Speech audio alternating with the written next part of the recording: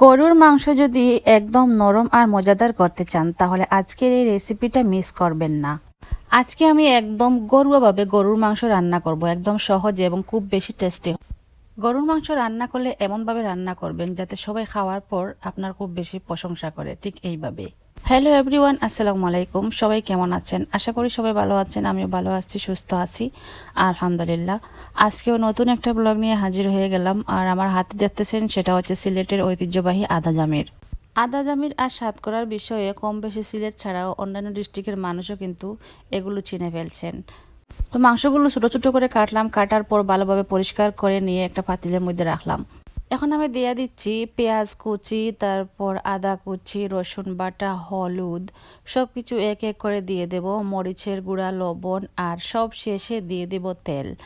তো রসুনের পরিমাণটা একটু বেশি দিলাম আর পেঁয়াজের পরিমাণটা কম দিলাম, কারণ রসুন সব কিছুতে দেয়া কিন্তু স্বাস্থ্যের জন্য ভালো, সেই জন্য।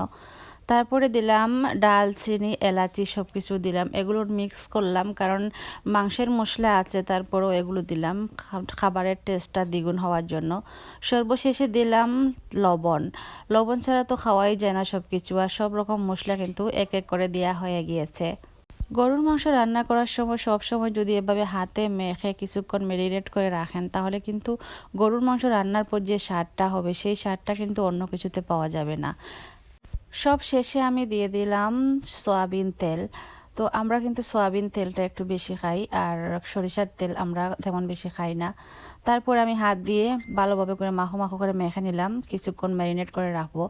যতক্ষণ এই মাংসটা এভাবে মাখাবেন লক্ষ্য করবেন যাতে প্রতিটা মাংস পিসের মধ্যে যেন মশলাপাতি খুব ভালোভাবে লাগানো হয়। আমি কিন্তু কিছুক্ষণ ম্যারিনেট করে রেখে দেবো, যত সময় রাখবো তত সময় কিন্তু রাখলে ভালো। তো আমার ম্যারিনেট করা শেষ হয়ে গেছে, কিছুক্ষণ রাখলাম। তো সব শেষে আমি তেজপাতাটা দিয়ে দিলাম। এখন আমি মাংসটা চুলায় বসিয়ে দিলাম। তো আমাদের মাটির চুলা রান্না করতে কিন্তু একটু বেশি সময় লাগবে। গরম ভাতের সাথে কিন্তু এই গরুর মাংস একদম পারফেক্ট। তো রান্নাটা কিন্তু একদম সিদ্ধ হয়ে গেছে, রান্না হয়ে গেছে। এখন চাইলে আপনি এখানে একটা গরম মশলাও কিন্তু অ্যাড করতে পারবেন ফ্লেভার আরও বেশি বাড়ার জন্য। তো ফ্লেভারটা বাড়লে খেতেও ভালো লাগবে। তো রান্নাটা কেমন হয়েছে গাইস একটু কমেন্ট করে জানাবেন। দেখুন কালারটা কি দারুণ হয়েছে। তো আমার গরুর মাংস একদম সিম্পলভাবে রান্না বান্না শেষ। তো এই রান্নাটা কাদের জন্য রান্না করা হয়েছে সেটাও আপনাদেরকে বলে দিই। আমাদের বাড়িতে মেহমান আসবে, তো আরও অনেক পদ রান্না হয়েছে, আমি শুধু আপনাদেরকে গরুর মাংস রান্নাটাই দেখালাম। তারপর টেবিল ভর্তি সব কিছু নিয়ে সাজিয়ে রাখলাম। এখানে আছে সালাদ, তারপরে আছে ছোটো শুটকি বোনা, তারপর মুরগির মাংস দিয়ে আদা জামির, গরুর মাংস বোনা, ডিম বোনা, তারপর আলু দিয়ে মুরগির মাংস, তারপর আছে কোয়েল পাখির রোস্ট। আর আমরা মুরগির রোস্ট বানাইনি, কোয়েল পাখি দিয়ে রোস্ট বানিয়েছি। তারপর আছে পোলাও, সব কিছু মিলে একদম পারফেক্টভাবে সাজানো হয়ে গেছে। আর আপনাদের কাছে কেমন লাগলো সবাই ছোট্ট একটা কমেন্ট করে জানাবেন। আজকে এই পর্যন্ত, আল্লাহ হাফিজ।